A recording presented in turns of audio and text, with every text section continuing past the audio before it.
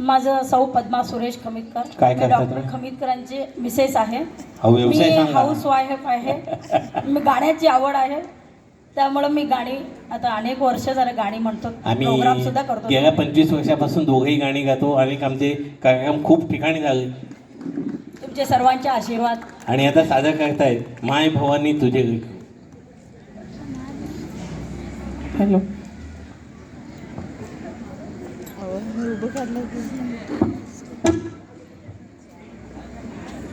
short मग हर्षी सगळे बोलले